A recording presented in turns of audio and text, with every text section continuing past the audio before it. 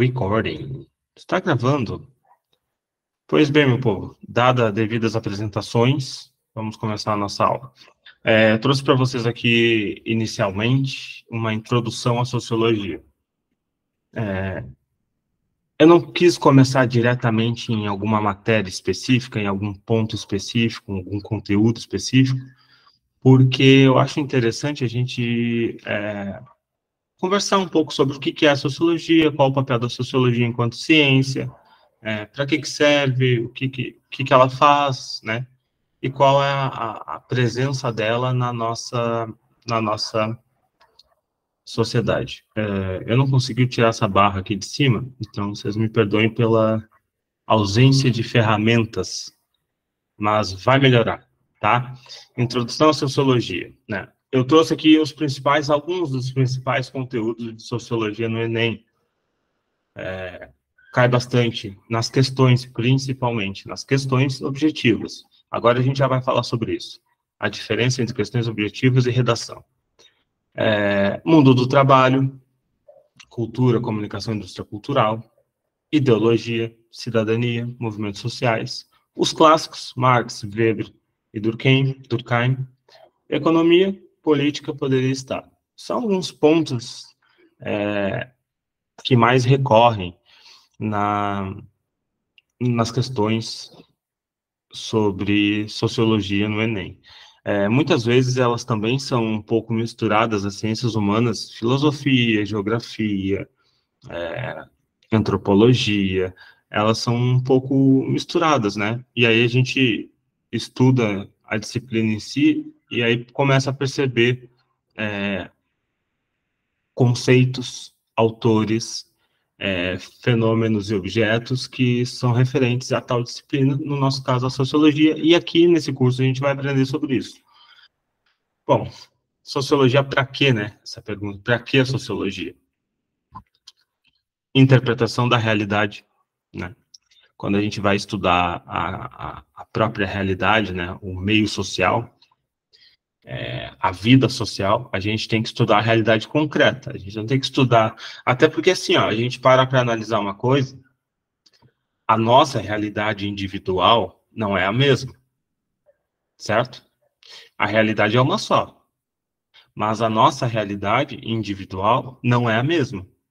Não é a mesma minha aqui, que não é a mesma da nossa colega no Piauí, que não é a mesma da nossa pelotense na Bahia.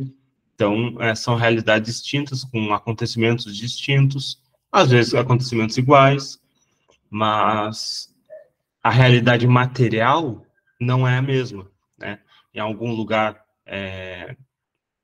por exemplo, tem problemas de infraestrutura urbana, outros têm problema hídrico, falta água, falta luz, ou problema de saneamento básico. Em outro lugar não tem problema nenhum, porque já é um lugar de classe diferente, né? Então, tudo isso a gente tem, a partir da sociologia, da ciência social, a gente tem modos de interpretação dessa realidade que a gente vai descobrir porquê dos problemas sociais, o que geram esses problemas sociais, quais são os sujeitos que estão envolvidos nessa teia, né, de problemas, ou até de políticas públicas, tentativas de solução, por que não consegue se solucionar o problema. Exemplo, pensem na fome hoje no Brasil. O Brasil produz comida pra caramba, mas tem muita gente com fome. É um problema, né?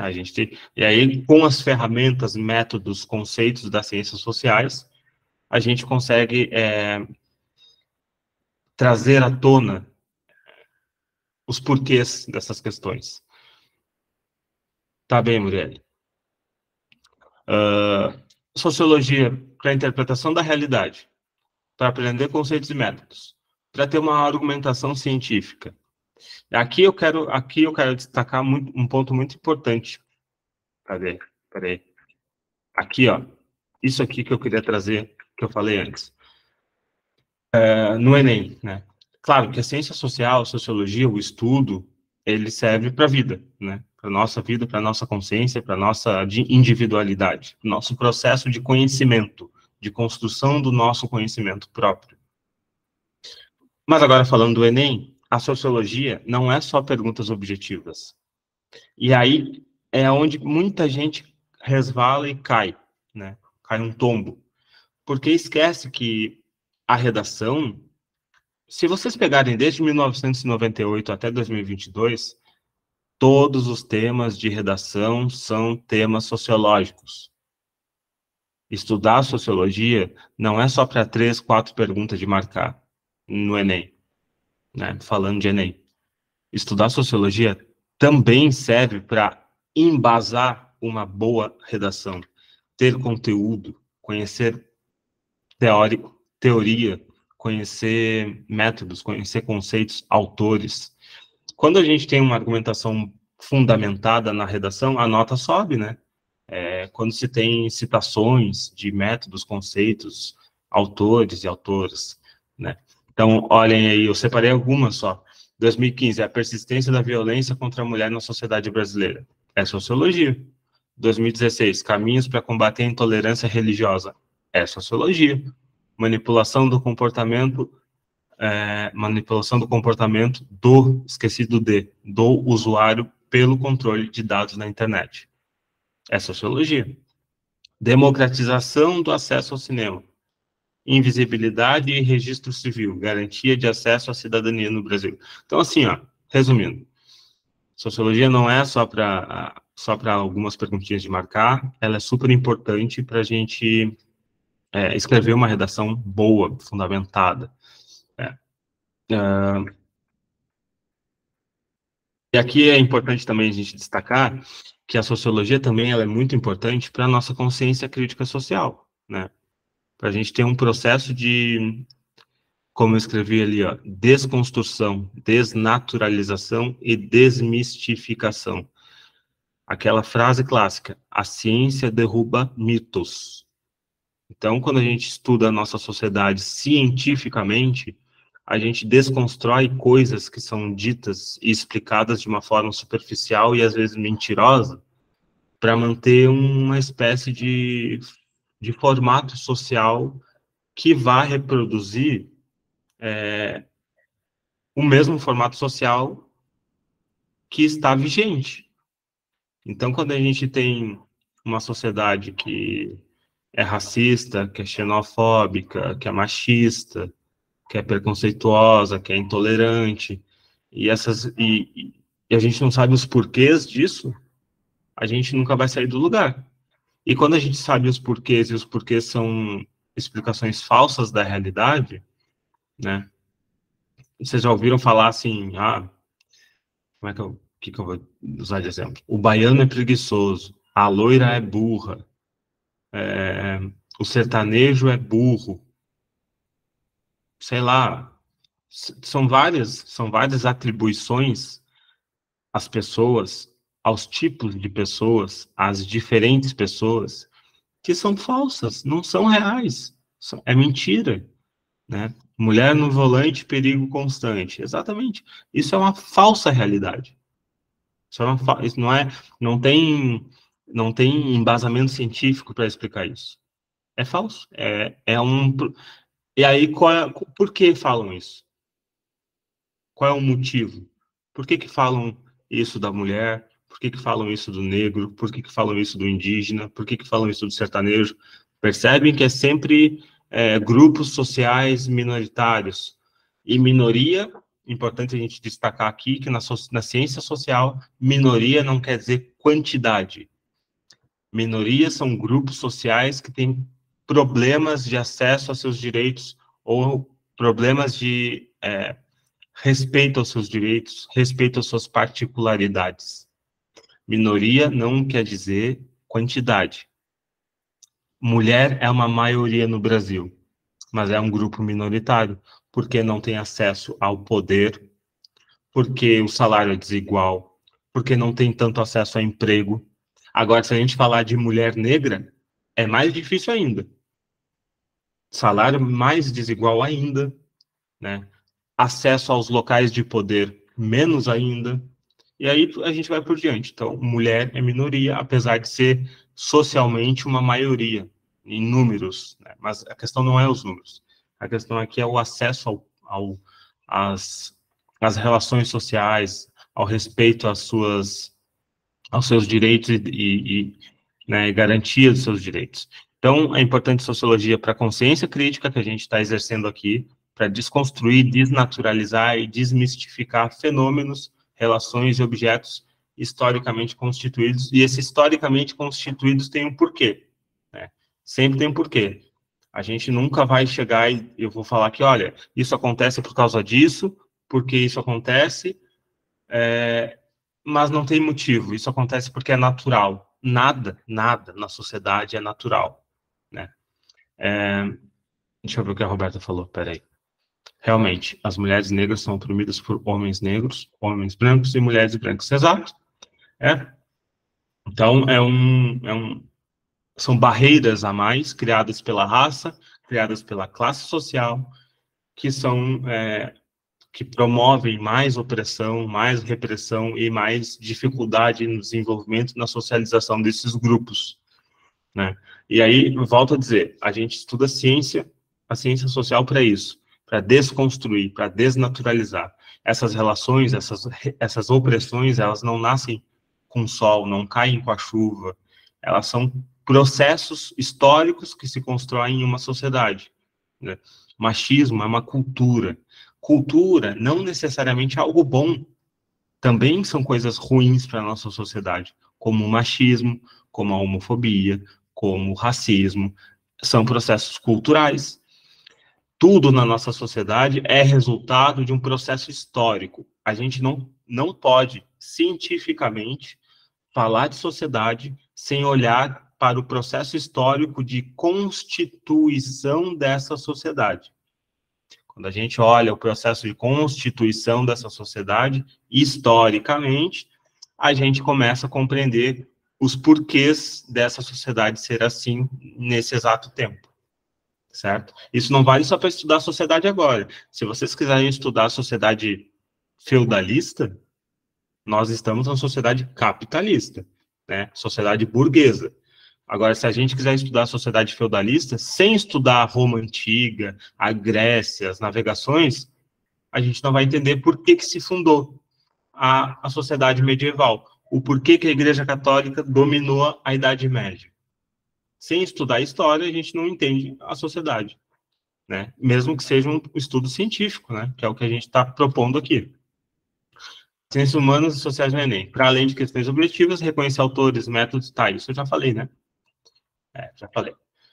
A sociologia, a ciência, vocês percebem o que o meu português, assim, ó, erra de acento e pontuação a 1000, tá? Vocês vão me perdoar por isso, mas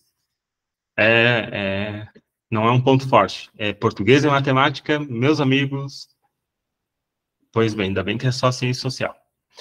A sociologia é a ciência que analisa e busca apontar causas, efeitos, rupturas e transformações na sociedade, nas relações sociais, instituições, comportamentos, hábitos, valores, costumes, sistemas políticos e econômicos.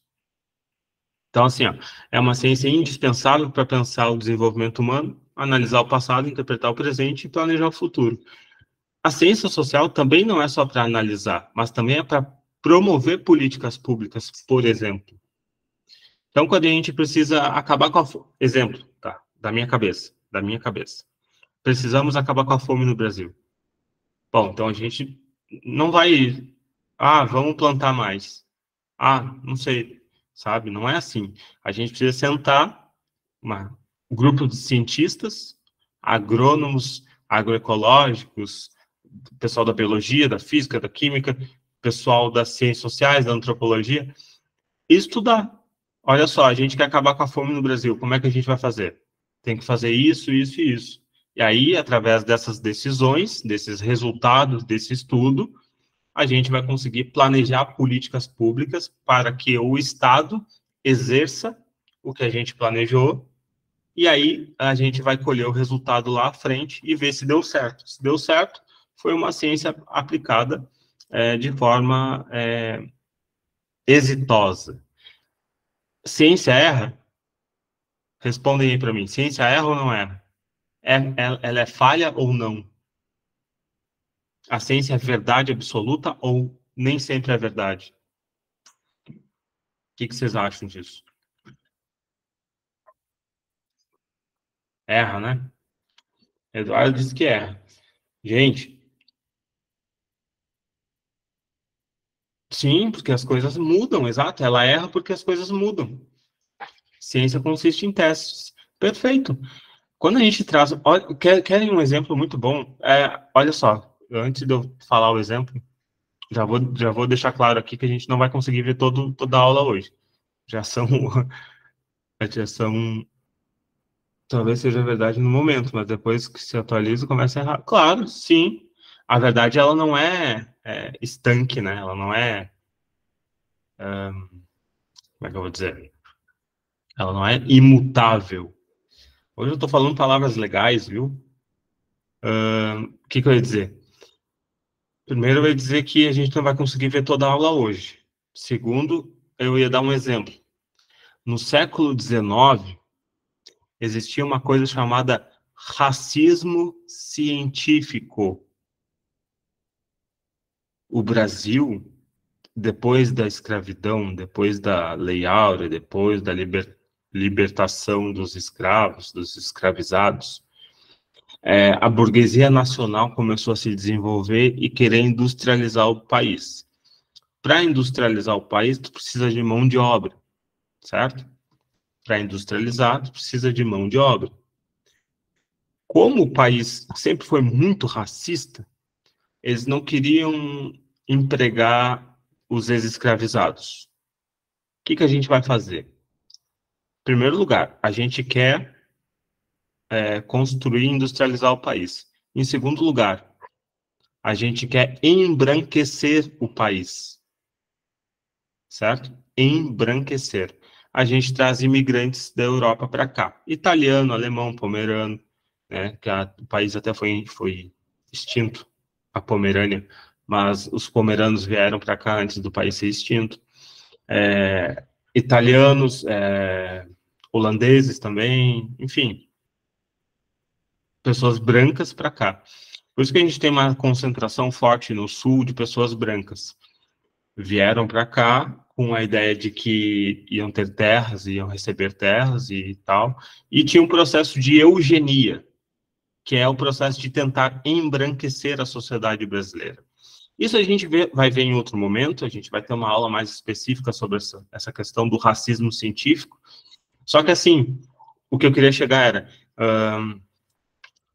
nessa época, a gente tinha jornais falando sobre biologia e falando que, assim, ó, olha, o negro, ele é biologicamente inferior. O negro só serve para o trabalho físico, braçal, né? Só serve para carregar, transportar, fazer. Exato, Eduardo. É a questão do HIV, da AIDS ser doença dos gays. Isso era... Bom, primeiro que, vamos falando de ciência, né? A OMS, a Organização Mundial da Saúde, até anos 80, 90, alguma coisa assim, não tenho certeza, ela falava que a homossexualidade, a homoafetividade era uma doença psíquica, uma doença mental. A ciência falava isso. Não faz tanto tempo assim, gente. A ciência também falava que negro era inferior fisicamente, biologicamente. Então a gente tem... Então a ciência erra horrores, horrores. Sim, até acho que foi em 2021, acho que foi aí que os homossexuais puderam voltar a doar sangue por conta dessa promiscuidade, aí achavam que esse sangue não ia ser válido. Aí, por conta da Covid, eles puderam voltar a doar sangue. Perfeito. Para vocês verem o quanto a ciência ela é... Porque a ciência ela não é a ciência, assim. A ciência é como a nuvem. A ciência é feita por pessoas, e pessoas são racistas, pessoas são homofóbicas, pessoas são preconceituosas, né? Então, a gente tem que sempre lembrar que a ciência, as instituições, elas são feitas por pessoas. E, normalmente, essas instituições são dominadas por pessoas de uma classe e de uma raça específica, né? Não é misto. Normalmente são pessoas de certa classe, pessoas de certa raça que dominam esses espaços de poder, de fabricação de conhecimento, de fabricação da história. Que nem aquele papo lá de Pedro Álvares Cabral descobriu o Brasil. Descobriu o quê, cara? Descobriu o quê? O cara invadiu isso aqui, matou um monte de gente e descobriu. Trocou trocou espelho por caju. Por favor, né? É uma fabricação da história para romantizar o processo de opressão, de dominação, de exploração do povo, das massas oprimidas, né? Até hoje em dia, eles têm que mentir para conseguir doação. Exatamente. Exatamente. É um preconceito dentro da própria ciência que tem os dados, que tem o conhecimento o suficiente para saber que essas coisas não são verdades, mas ainda se exerce isso socialmente, né? E a ciência não, a ciência, as instituições científicas não chegam abertamente para dizer isso. Olha, isso não é assim, gente. Isso não pode ser assim. Romantizam completamente a vinda dos portugueses ao Brasil. Foi uma troca de cultura. Uma troca de cultura abaixo do ferro quente, né? Uma troca de cultura abaixo da pólvora. Abaixo do chicote. Bom, vamos calmar os ânimos e vamos voltar aqui para o slide. Quanto tempo a gente tem? Vai ser... A gente tem 15, 20 minutos. Vamos passar um pouquinho ou não? Só mais um pouquinho? Uns 5 minutinhos a mais. Sim, é verdade. O brasileiro sofre racismo em Portugal, com certeza. Tá, vocês que sabem, se quiserem ir até 9h30, a gente vai.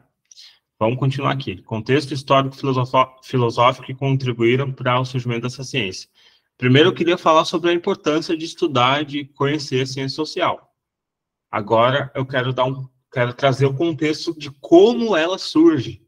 Porque, diferente da biologia e de outras ciências, ela não é uma ciência nova. Quer dizer, ela não é uma ciência velha, ela é uma ciência nova, né? Uma ciência do século XVIII, do XIX. Gente, tá tão calor aqui. A ciência social, basicamente, resumidamente, bem resumido, né? Ela surge por causa das transformações na Europa. Mudanças, rupturas e transformações chamaram a atenção de pensadores, filósofos do movimento iluminista. O iluminismo, vocês vão ver isso com o professor Mauro, de filosofia? Acho que é Mauro. Mauro, se estiver ouvindo isso, perdoe-me pela minha memória fraca. O iluminismo, vocês vão ver isso na filosofia, mais a fundo. Mas, basicamente, é um processo filosófico, né? Peraí que entrou alguém. O iluminismo é um processo filosófico que surge na Europa de uma longa corrente de pensadores, né? Que buscam trazer a razão, defender a razão no pensamento. Lembrem que o iluminismo ele parte de uma afronta contra o pensamento da Igreja Católica da Europa medieval. Né? No final da Idade Média, ali, para a Idade Moderna, a gente vai ter uma disputa de classes, né? A burguesia que está se desenvolvendo junto com o capitalismo, e o clero e a nobreza junto com o feudalismo ali tentando defender seu modo de produção, seu jeito de ser, suas ideias, né, suas instituições. O iluminismo influenciou o pensamento social, mudou a forma de ver a ação humana. Na Idade Média, a gente tem a ação humana baseada na divindade. Olha, eu sou pobre porque Deus quer assim, ou eu sou rico e da nobreza porque Deus quis assim. Tudo, literalmente, tudo era justificado a partir da ordem do querer divino. Então, assim, é fácil, né? Justificar a desigualdade. É muito fácil justificar a miséria, a fome, a precariedade. Como é que se fala? Precariedade? Precário.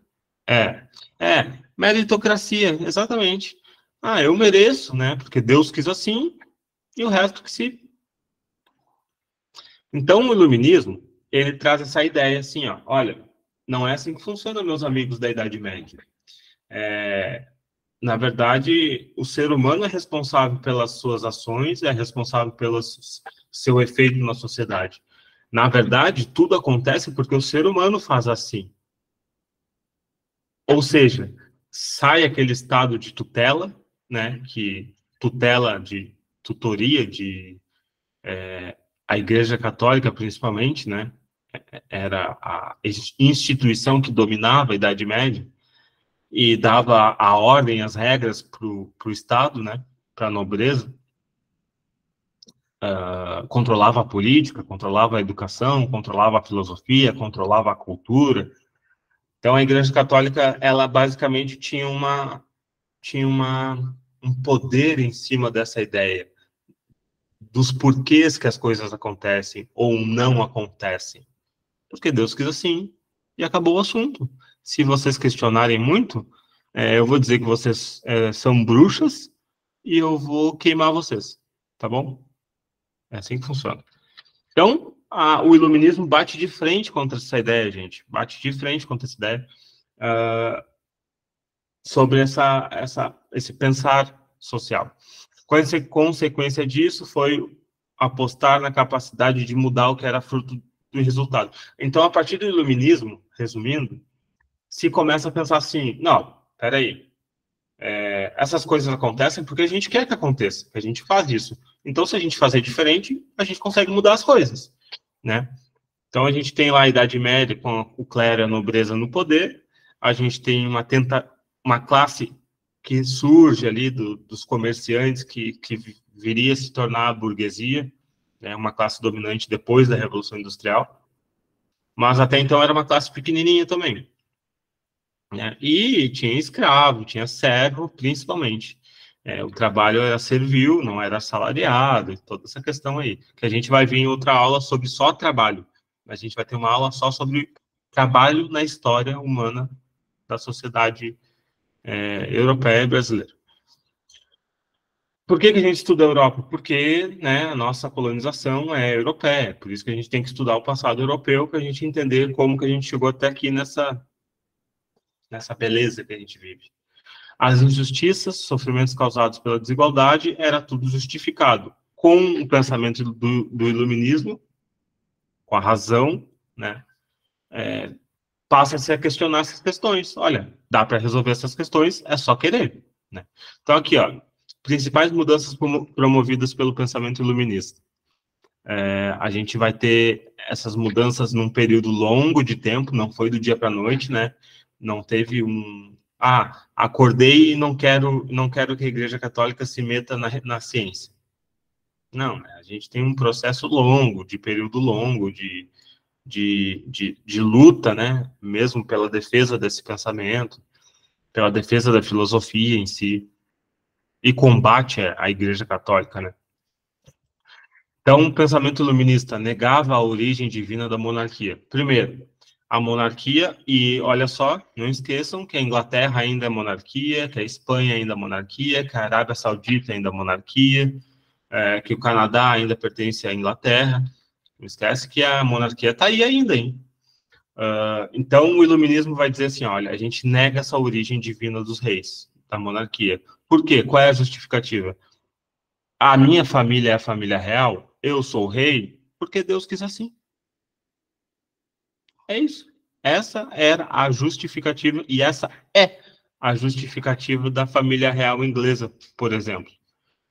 Por que vocês são donos do país? Por que o país inteiro pertence a essa família? Porque eles, né, contato direto com Deus, viu? É a família escolhida, é a família escolhida. Vocês já ouviram falar no Destino Manifesto? Depois da aula, se vocês quiserem, vocês pesquisem no Google sobre os Estados Unidos e o Destino Manifesto. Eles se autoproclamam o povo escolhido para comandar o mundo do jeito deles, como eles quiserem, sabe? É esse nível. Destino Manifesto. Tá, então o movimento iluminista mudou as ideias sobre a monarquia, negava a origem divina dela, ignorava crenças religiosas que fossem contra a ciência, valorização da ciência e da razão. Trouxe também o domínio social da burguesia enquanto classe, né? Porque se tem um processo de ir contra a monarquia e contra o clero e a nobreza, alguém vai ter que ocupar essa posição de classe em disputa pela dominação social. Depois a gente vai falar mais sobre classes sociais, capitalismo, surgimento da burguesia e tal. E aí a gente vai entender um pouco melhor esse domínio social da burguesia enquanto classe. Ao mesmo tempo que o domínio social da burguesia enquanto classe surge também o liberalismo, né, que é a ideologia da classe burguesa. A ciência como a única forma de progresso da sociedade, tudo isso o movimento iluminista vai trazendo. Tornar cidadãos plenos, né? Só que aí, pensem comigo, quem era cidadão naquela época? Quem era considerado cidadão naquela época? Será que todo mundo era considerado cidadão?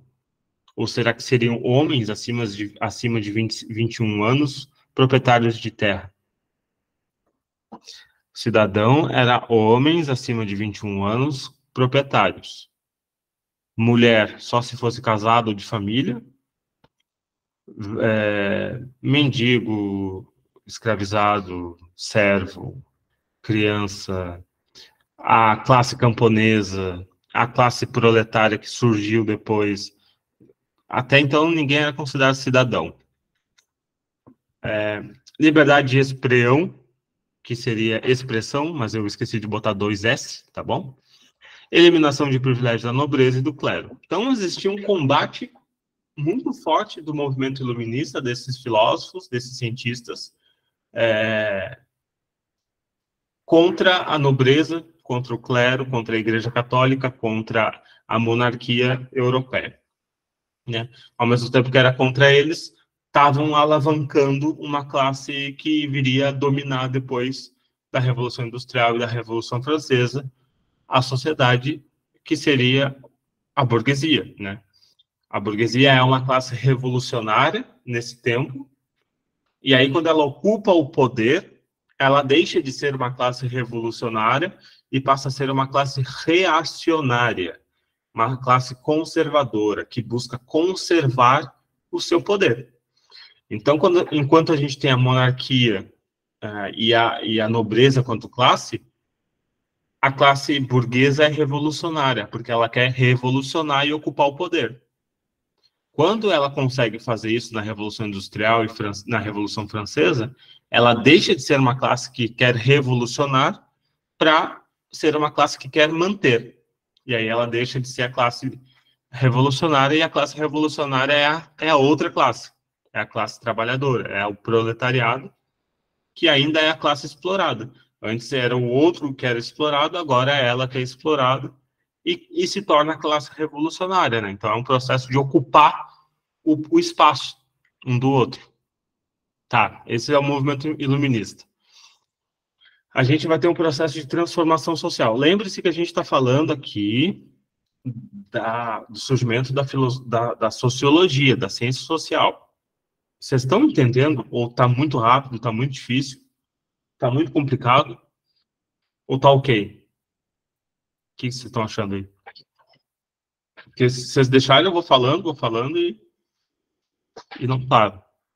Tá. Se estiver complicado, ó, eu estou falando bastante coisa, mas a gente vai ver isso com detalhes em outras aulas.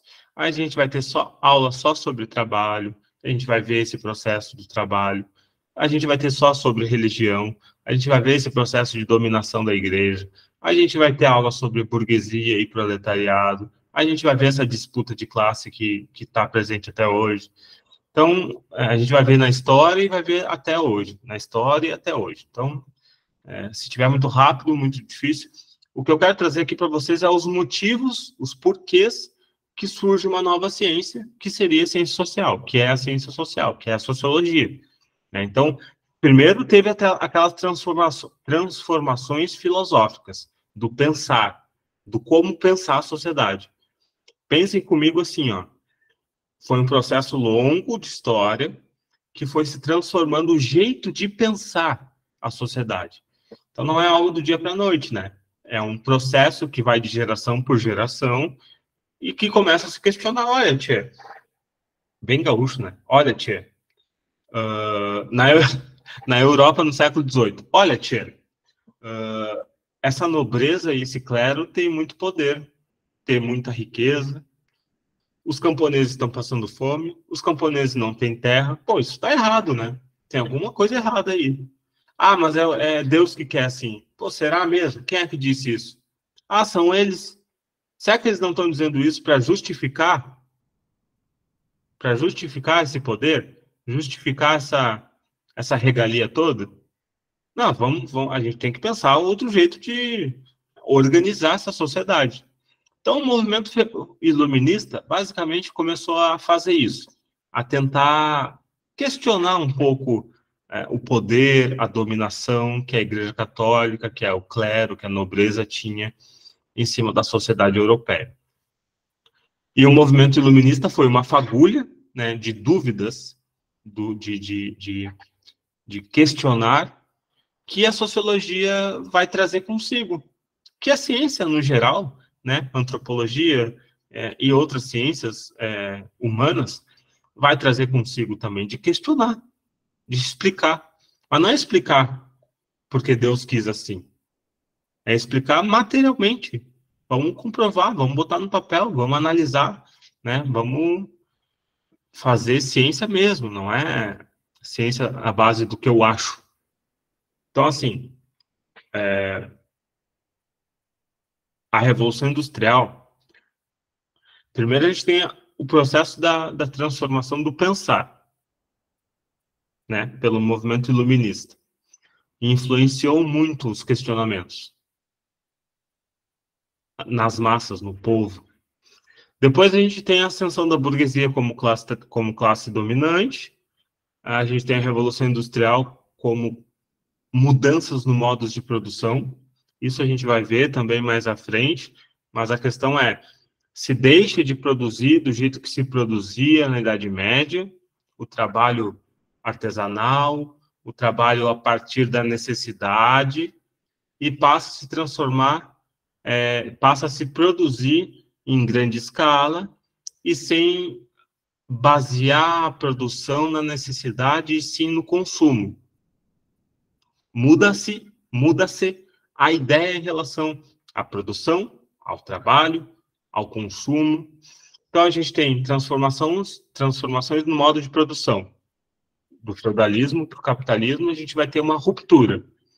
Antes, o sapateiro produzia de acordo com o que vinha para ele. Vinha 3 pessoas no dia para ele produzir um sapato, ele faria 3 sapatos.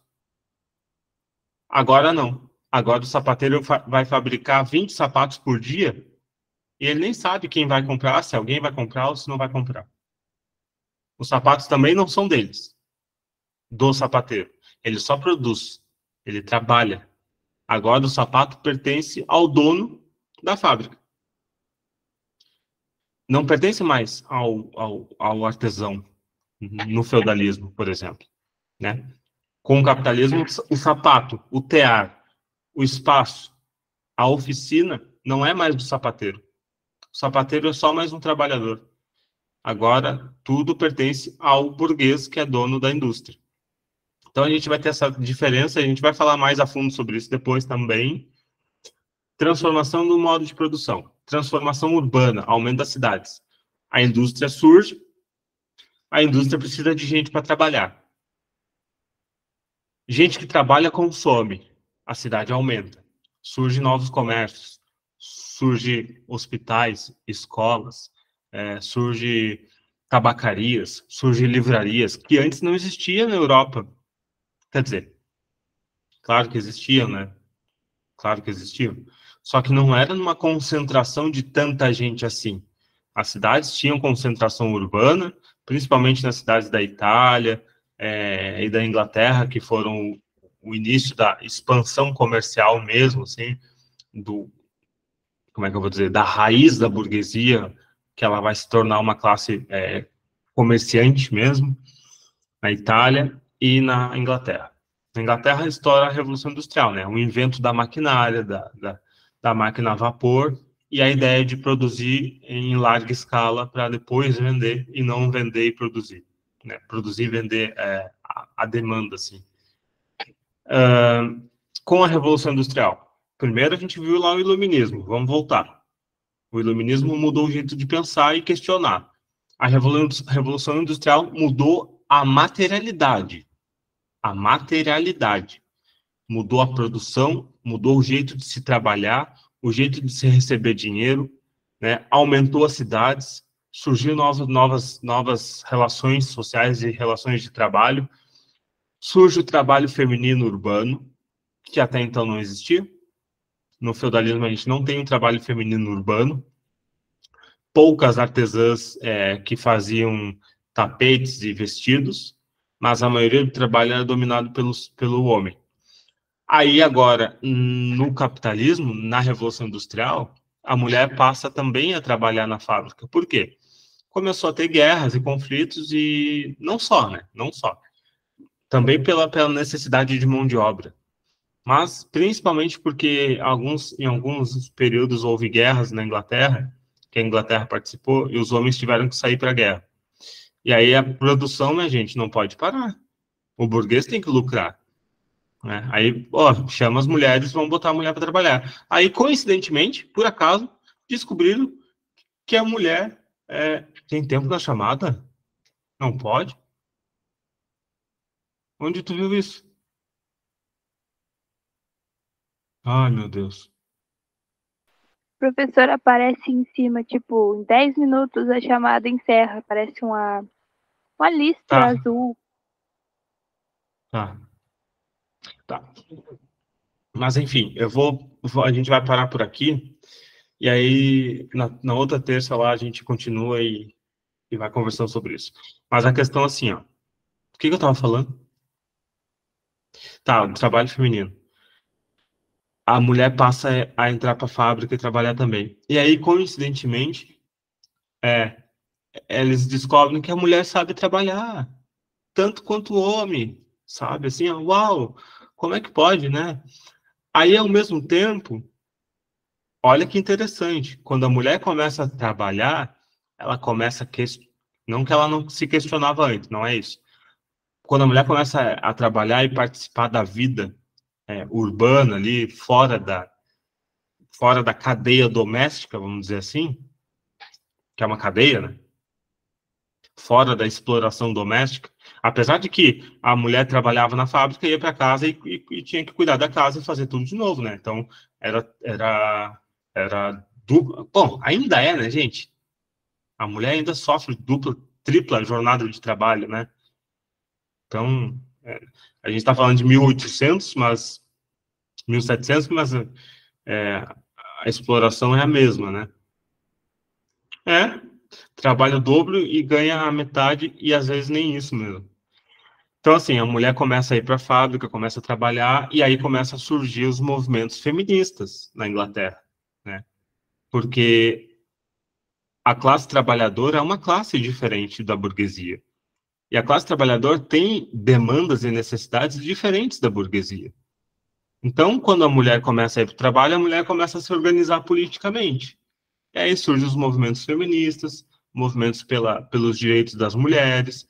A gente vai ter uma aula só sobre isso também, né? E aí tudo isso começa dentro da fábrica, toda essa articulação. Começa a exploração infantil.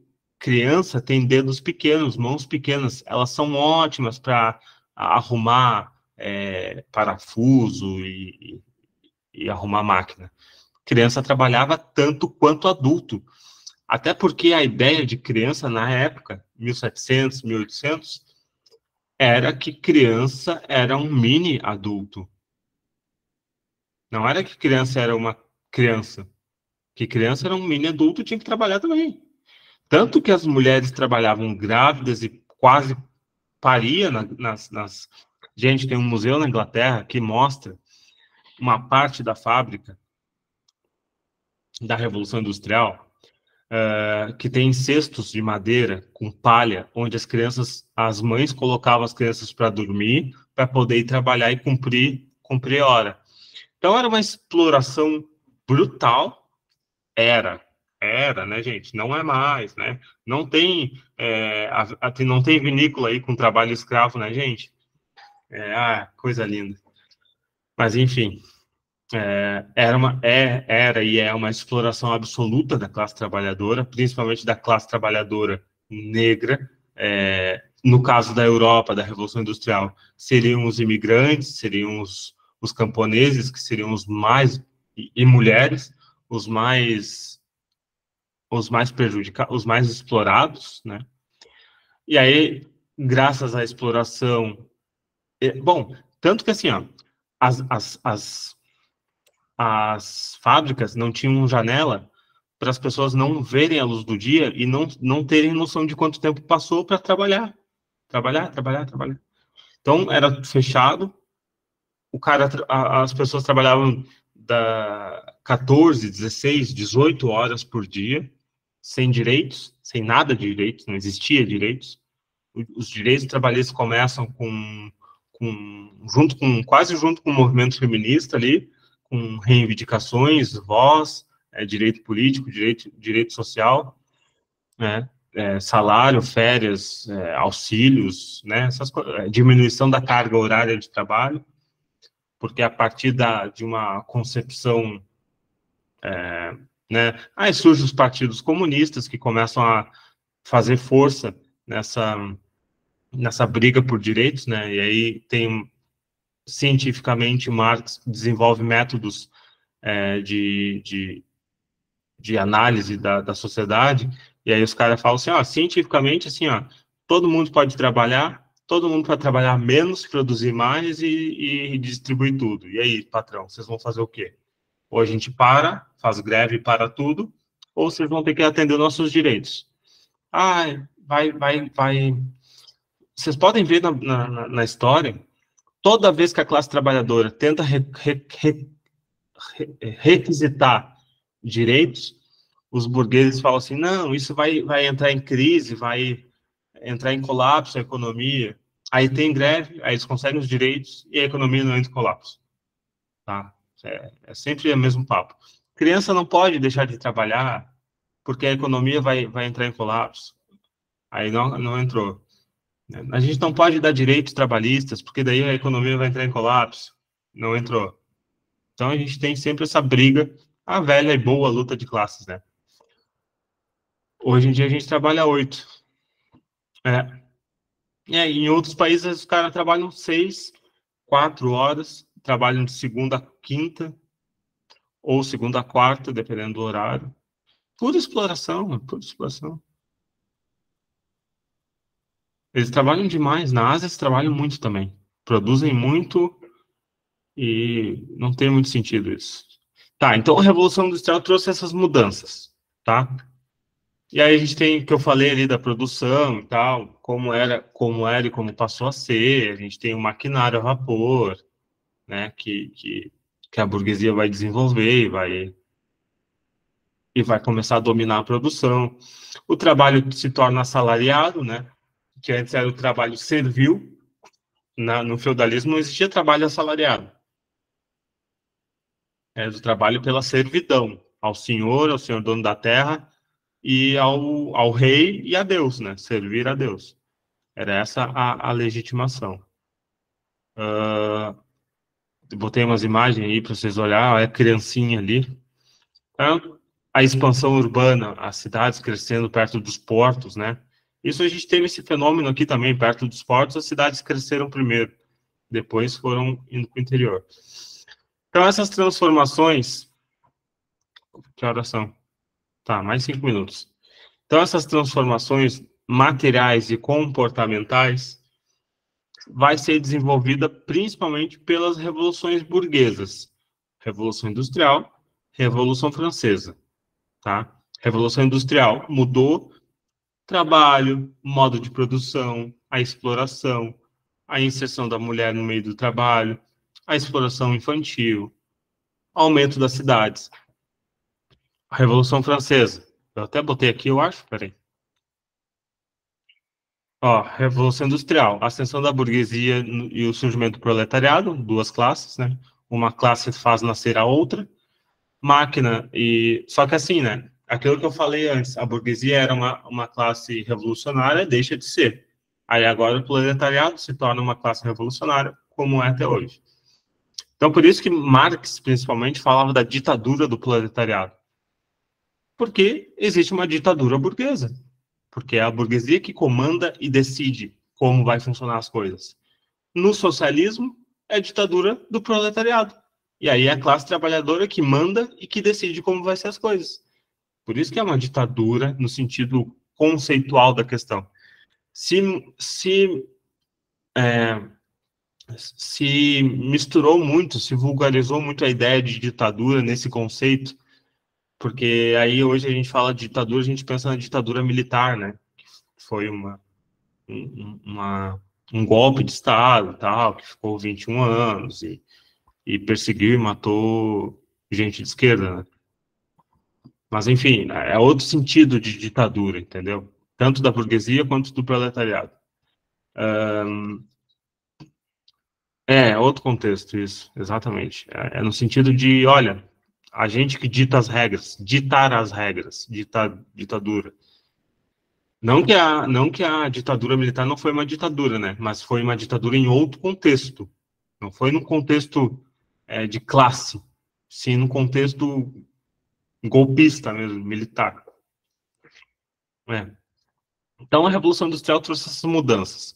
Ascensão da burguesia, surgimento da classe trabalhadora, porque no feudalismo não tinha classe trabalhadora, era servos e escravos, máquinas e fabricação em massa, estabelecimento do modo de produção consolidando o capitalismo, desenvolvimento tecnológico, mudança no estilo de vida e no comportamento social, locomotivas, estrada de ferro, urbanização, empobrecimento e alienação do trabalho. Isso é importante. Lembra quando eu falei do sapateiro, né? Quando o sapateiro deixa de ser dono da sua oficina e dono do sapato que ele produz, ele está alienado do trabalho. Ele é retirado do seu trabalho. Do seu trabalho, não. Ele é retirado da sua produção, das suas ferramentas. Quando o sapateiro, no feudalismo, produz, a oficina é dele, o couro é dele, as ferramentas é dele, o sapato que ele produz é dele. No capitalismo, a única coisa que ele tem é a força de trabalho dele, porque o resto todo ele foi alienado, ele foi retirado daquilo. Quando ele produz um sapato no capitalismo, as ferramentas é do dono do meio de produção, o couro é do dono de meio de produção, a oficina é do dono do meio de produção, a única coisa que ele bota ali é a força de trabalho, é a força, material, força mesmo, física, ele vai ter que fazer o sapato ali, e aí é a única coisa que ele tem ali. E aí quando ele termina de fazer, o sapato não é dele, porque nada é dele. O sapato é do capitalista. Então, bom, isso é uma coisa que a gente tem que sempre lembrar, né? Rico não é capitalista. Às vezes, nem milionário é capitalista. Capitalistas são os donos dos meios de produção. Não é o dono do supermercado, não é o dono da farmácia, não é o dono da lanchonete, não é o dono sabe? Capitalista é aquele que trabalha, que lucra, que acumula a partir da exploração do trabalho alheio. Mas isso é conversa para outra hora também. Então, a gente vai ter todas essas mudanças, essas transformações, e a gente já chegou no nosso tempo, e aí eu só quero mostrar aqui, ó, sobre a Revolução Francesa. Ó, a gente vai ter crise da Europa, tá? Tem tudo explicado aqui. Então, a Revolução Francesa vai trazer a abolição do absolutismo. Lembre-se que eles questionavam isso lá no Iluminismo, naquele movimento filosófico, né? O poder divino dos reis, o poder do clero e da nobreza. Olha, isso não está legal. Quando estoura a Revolução Francesa, a milhão, estoura mesmo de matar, de degolar o Luís XVI, eles querem a abolição do absolutismo, que é aquele formato de monarquia. Eles querem os três poderes, os três poderes que a gente tem aqui hoje, que é a influência da Revolução Francesa. O jurídico, o judiciário, o legislativo e o executivo, os três poderes. Representatividade, nós podemos votar e eleger alguém. O Estado laico, o Estado sem religião. Declaração dos Direitos do Homem e do Cidadão. Isso a gente vai estudar sobre direitos humanos e cidadania, que essa declaração aí não é bem a Declaração dos Direitos Humanos, tá? É a Declaração do Homem e do Cidadão, né? Então, organização de classes, né? A gente vai ter a instauração mesmo da burguesia enquanto classe dominante. Porque assim, ó, eu já falei que a burguesia era revolucionária e deixou de ser, né? Aí passa a ser o proletariado, a classe trabalhadora revolucionária. Quem fez a Revolução Francesa foi as massas populares, ou seja, camponeses e proletários, e a burguesia junto. Quando eles tomam o poder, o que a burguesia faz? Não, peraí. Agora a gente entra, organiza tudo e depois a gente chama vocês, tá? Aí eles entraram, tomaram o poder, fundaram uma república e falaram assim, não, agora nós somos a classe dominante e vocês vão seguir as regras, beleza? Aí o proletariado se rebela, tal. A gente vai ter aqui, ó, eu trouxe isso aqui para vocês, ó. A Comuna de Paris foi o primeiro movimento socialista que a gente vai ter na história, né, em 1871, depois da Revolução Francesa, de 79, passa alguns anos de república, algumas guerras. O proletariado, a classe trabalhadora da França, de Paris, principalmente, toma a capital e fala vou deixar no drive, e fala que agora é uma região, um país. Tá bem. O socialismo está em vigor na China, em Cuba, no Vietnã, Coreia Popular, que chamam Coreia do Norte. Mas assim, gente, socialismo, assim como o capitalismo, não é igual em qualquer lugar. O socialismo tem suas características locais, seus problemas locais, assim como o capitalismo tem seus problemas locais, seus formatos locais. A diferença é que classe que domina o Estado. No socialismo, a gente vai ter a classe trabalhadora. No capitalismo, a gente vai ter a classe burguesa. É simples de entender. Cada um com suas demandas diferentes, seus projetos políticos diferentes. Mas isso não é ruim, né? Depende, né? Para a burguesia parisiense, era horrível. Tanto que, vocês depois botem no Google aí a Comuna de Paris e o que aconteceu. O exército de Paris e da Prússia, da França e da Prússia, reuniram mais de 300 mil soldados para tomar a capital e mataram mais de 400 mil pessoas. Mais de 400 mil pessoas. E aí dizimaram a tal Comuna de Paris, o assalto aos céus, que eles chamavam e tal. Foi a primeira experiência socialista da classe trabalhadora, a primeira tomada de poder, entendeu? E aí eles trouxeram com isso a ideia da democracia direta, de eleger e retirar do cargo a hora que fosse necessário pessoas. Trouxeram a ideia da previdência social e a educação universal para todos e todas, de todas as idades, que isso até então não se questionava na Europa. E aí, por causa desse processo, começa a se questionar. Mas, o que mais eu trouxe? Então, assim, ó, basicamente, a sociologia vai nascer por causa dessas mudanças. Como é que eu tiro? Por causa dessas mudanças, essas transformações, e eu não consigo tirar um negócio. Tá. Então, a sociologia vai nascer por causa dessas transformações sociais, né, nesse curto período de tempo da história. Revoluções francesas, Revolução Industrial, desenvolvimento econômico, mudança na estrutura da vida urbana, social, nos modos de ser, de como ver o mundo, de como pensar, né, na responsabilidade do ser humano sobre suas próprias ações, que o iluminismo trouxe. E aí a gente vai chegar no Augusto Comte, 1789, 1780, alguma coisa assim, e ele vai querer estudar isso mais a fundo, do porquê que aconteceram essas mudanças, o que aconteceu, por que essas coisas aconteceram logo naquele tempo, né? Por que não aconteceu antes? E aí ele vai fundar a física social, que depois ele vai chamar de sociologia ou ciência social.